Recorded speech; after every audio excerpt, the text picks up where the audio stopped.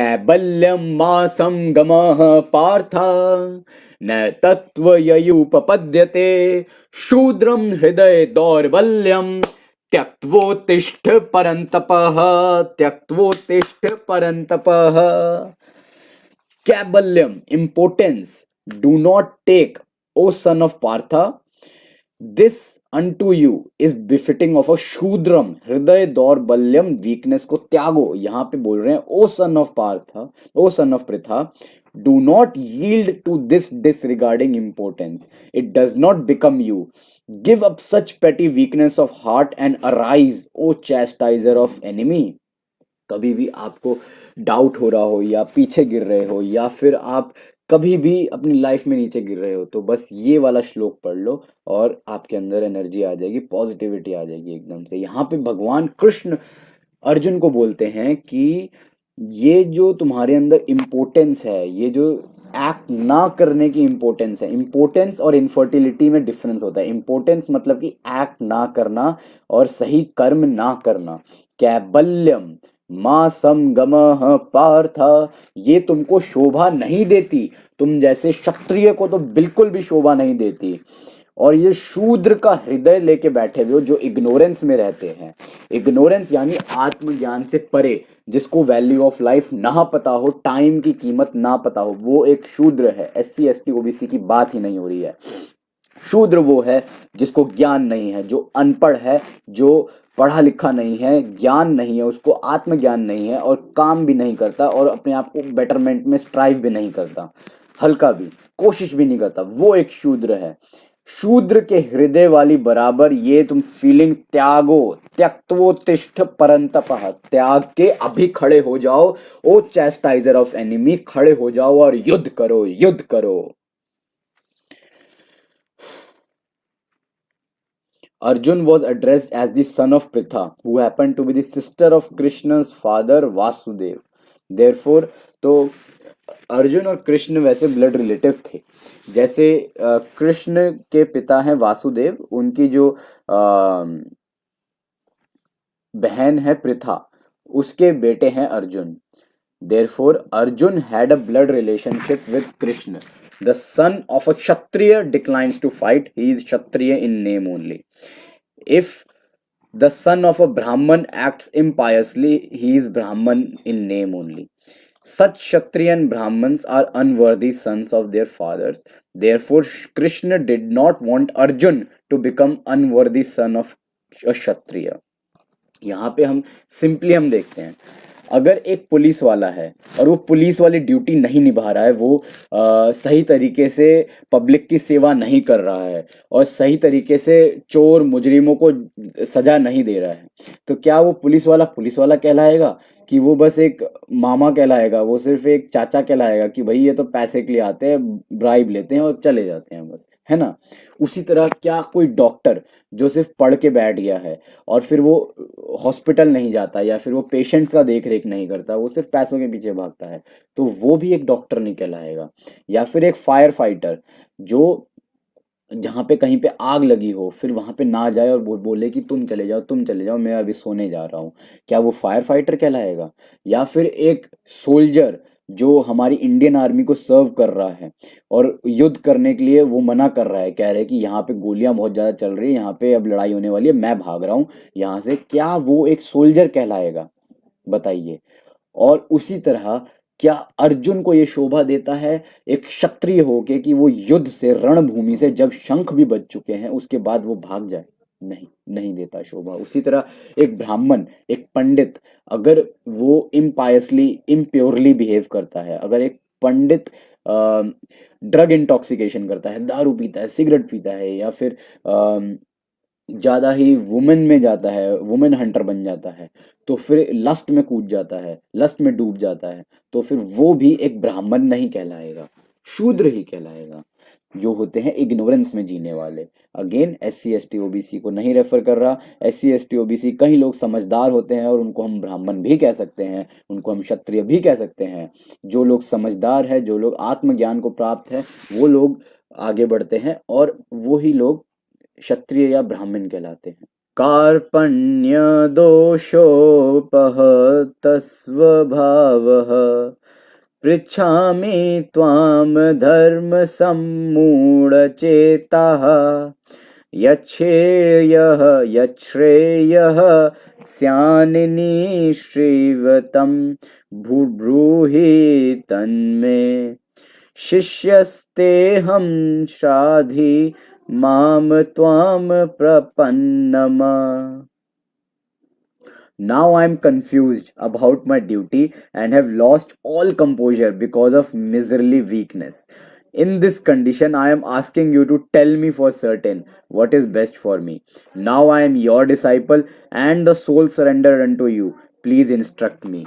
कभी ना कभी लाइफ में ऐसा हमारी सिचुएशन हो जाती है कि जब हमको पता नहीं आगे क्या होगा और जो हुआ है वो कैसे हो गया और इसको रेक्टिफाई कैसे करें और करें तो क्या करें. जीता तो भी हारा, हारा तो भी हारा. जब हारना ही है तो फिर जी के भी क्या करें. ऐसा चाहे वो लॉस ऑफ रिलेशनशिप हो, गर्लफ्रेंड बॉयफ्रेंड धोखा देके गए हो, या फिर किसी का डाइवोर्स हुआ हो, या फिर किसी क्लोज वन की डेथ हो गई हो, या फिर कोई बहुत ज़्यादा फिजिकल एलिमेंट हो, या फिर मेंटल एलिमेंट हो, या फिर पैसा चला गया हो, या फिर जॉब चली गई हो, या फिर एग्जाम्स में फेल हो गए हो कभी ना कभी, या फिर किसी का कोई एक्सीडेंट हो गया हो. कभी किसी के साथ ऐसा होए ना, बट होता है कभी ना कभी किसी के साथ. अ, ऐसा कभी होता है तो वो इस हालत में होता है जहाँ पे वो बोलता है कि मैं बहुत कंफ्यूज हो गया हूँ, मैं बहुत दुविधा में हूँ, मेरे को नहीं पता मैं क्या करूँ. जितना डिसिप्लिन था वो जा चुका है, जितना कंपोजर था वो मैं लूज कर चुका हूँ, और मेरे अंदर दरिद्रता आ रही है और वीकनेस आ गई है, और अब मैं कुछ कर नहीं पा रहा हूँ. तो इन दिस कंडीशन हमको क्या करना चाहिए, हमको भगवान श्री कृष्ण को अर्पित करना चाहिए जो परम सत्य है. उसी वक्त शक्ति आती है, उसी वक्त आंसर्स मिलने लग जाते हैं. मैं आपको ये एक्सपीरियंस से बता रहा हूँ. 3 साल से भगवत गीता पढ़ रहा हूँ और इस हालत में मैंने भी कृष्ण भगवान को अपने आप को समर्पित किया. और आज जहाँ पे हैं भैया, हरे कृष्णा कृष्णा कृष्णा हरे हरे, हरे राम राम राम हरे हरे. कभी ना कभी ऐसा आता है, अर्जुन की लाइफ में भी आया था, और अर्जुन के माध्यम से हम सबको ये बताया जा रहा है कि जितने भी आगे वाली पीढ़ी है, जितने भी लोग हैं, वो कभी ना कभी इस दौर से गुजरेंगे चाहे कुछ भी हो. Now I am confused about my duty and have lost all composure because of miserly weakness. In this condition, I am asking you to tell me for certain what is best for me. Now I am your disciple and a soul surrendered unto you. You please instruct me, Krishna. ऐसा अर्जुन बोले. अब चाहे आप भगवान में believe करते हो, चाहे आप यूनिवर्स में बिलीव करते हो, चाहे आप परमात्मा में बिलीव करते हो, चाहे आप अल्लाह में, चाहे मसीहा में, चाहे जीसस में, चाहे राम में, चाहे शिव में, चाहे गणेश में, चाहे हनुमान में, चाहे लक्ष्मी में, चाहे माँ में, चाहे किसी में बिलीव करते हो, बट इस भाव से आप सरेंडर करेंगे तो आपको आंसर मिलेंगे. पर कृष्ण भगवान को करें तो सबसे बेस्ट है. By nature's own way, the complete system of material activities is a source of perplexity for everyone. यहाँ पे बता दिया गया है कि अर्जुन के माध्यम से सबको बोला गया है ये कि सबके लाइफ में कुछ ना कुछ ऐसा आएगा. In every step there is perplexity and therefore it behooves one to approach a bona fide spiritual master who can give one proper guidance for executing the purpose of life. जब एक गुरु आता है लाइफ में, चाहे वो एक किताब के तौर पे हो, चाहे वो एक वीडियो के तौर पे हो, चाहे वो एक एक्चुअल में इंसान के तौर पे हो, जो सीख देता है, जो स्पिरिचुअल नॉलेज देता है, वो बहुत काम आती है. All Vedic literatures advise us to approach a bona fide spiritual master to get free from the perplexities of life which happen without our desire. हम नहीं चाहते ना कि बुरा हो, कौन चाहता है उनकी लाइफ में बुरा हो, पर आ जाती है कई चीजें बुरी. उसको दूर भगाने के लिए हमको मदद लेनी चाहिए एक भक्त से, या फिर किसी ज्ञानी व्यक्ति से जो इस दौर से गुजर चुका हो, और वो भगवान, उसमें आत्मज्ञान की फीलिंग हो और भगवान को समर्पित किया हो उसने अपने आप को. ऐसे लोगों से बहुत अच्छी हेल्प मिलती है. They are like a forest fire that somehow blazes without being set by anyone. अब जो दुनिया में दुविधा है वो ऐसी जंगल की आग होती है जो किसी ने लगाई भी नहीं, हल्की सी लगी पूरे लाइफ में आग ही लग गई, ऐसा होता है।